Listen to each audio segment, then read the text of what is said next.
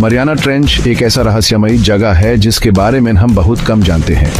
यह धरती के समुद्र का सबसे गहरा हिस्सा है, जहां प्रेशर इतना ज्यादा है कि कुछ भी दब के रह जाए, और अंधेरा ही अंधेरा है। सूरज की रोशनी भी यहां तक नहीं पहुंच पाती। यहां जिंदगी बहुत मुश्किल है, फिर भी कुछ जीव जंतु यहां के हालत में खुद को ढाल कर रह लेते हैं। सोचो, अगर इस नाजुक और अनोखे इकोसिस्टम में एक न्यूक्लियर बॉम्ब गिरा दिया जाए तो क्या होगा। इस वीडियो में हम ऐसे ही एक काल्पनिक घटना के बारे में बात करेंगे। हम देखेंगे कि तुरंत क्या होगा, रेडिएशन कैसे फैलेगा और इसका असर एनवायरनमेंट पर क्या होगा। मरियाना ट्रेंच धरती की क्रस्ट में एक लंबा घाव जैसा है जो पैसिफिक ओशन में 1500 माइल्स तक फैला है। इसका सबसे गहरा पॉइंट चैलेंजर डीप लगभग 7 माइल्स गहरे में है।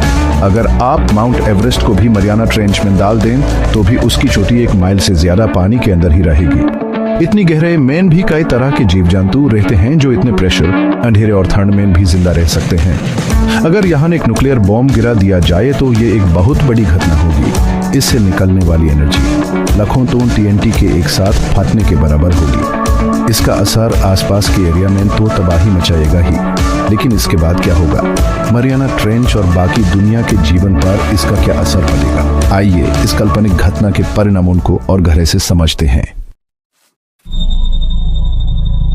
बॉम्ब गिरने के तुरंत बाद बहुत तेज फिजिकल फोर्सेस काम करेंगी। न्यूक्लियर रिएक्शन से निकालने वाली गर्मी से पानी भाप बन जाएगा और एक बड़ा सा स्टीम का बबल बनेगा, लेकिन यह बबल अपर तक नहीं पहुंचेगा।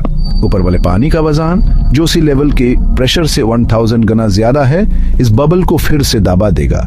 इसे एक शॉक वेव पैदा होगा जो पानी में सुपरसोनिक स्पीड से आगे बढ़ेगा। यह शॉक वेव इतना पावरफुल होगा कि आसपास के सारे जीव जंतु खत्म हो जाएंगे। सिर्फ शॉक वेव है ही नहीं, एक्सप्लोजन से पानी भी बहुत तेज उछाल के चारों तरफ फैलेगा, जिससे बड़ी बड़ी लहरें उठेंगी। शायद सुनामी भी आ सकती है, लेकिन जमीन पर इसका असर उतना ज्यादा नहीं होगा जितना अर्थक्वेक या जमीन पर न्यूक्लियर ब्लास्ट से होता है। मरियाना ट्रेंच की गहराई एक बुफर की तरह काम करेगी और ज्यादातर एनर्जी को अब्सॉर्ब कर लेगी। फिर भी लोकल इकोसिस्टम के लिए यह बहुत खतरनाक होगा। न्यूक्लियर बॉम्ब से बहुत ज्यादा रेडिएशन पानी में फैलेगा।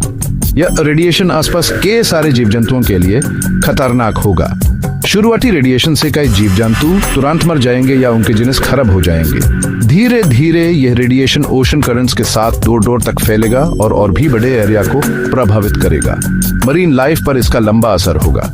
रेडिएशन से म्यूटेशंस हो सकते हैं, जिससे जमजात नुकसान और पॉपुलेशन में कमी आ सकती है। कुछ स्पीशीज तो खत्म भी हो सकती हैं क्योंकि वो इतने बड़े बदलाव को झेल नहीं पाएंगी। मरियाना ट्रेंच के इकोसिस्टम का बैलेंस बिगड़ जाएगा और फूड चेन टूट सकती है। सिर्फ आसपास के एरिया तक ही नहीं, रेडिएशन डोर तक मरीन लाइफ को प्रभावित करेगा। मछलियां और अन्य समुद्री जीव जंतु रेडिएशन से कॉन्टामिनेटेड हो जाएंगे और ग्लोबल फूड चेन में शामिल हो जाएंगे, जिससे और भी समुद्री जीव जंतुओं और इंसानों को भी खतरा हो सकता है। इस घटना की लंबी अवधि तक एनवायरनमेंट पर बहुत बुरे और अनूठनीय असर हो सकते हैं।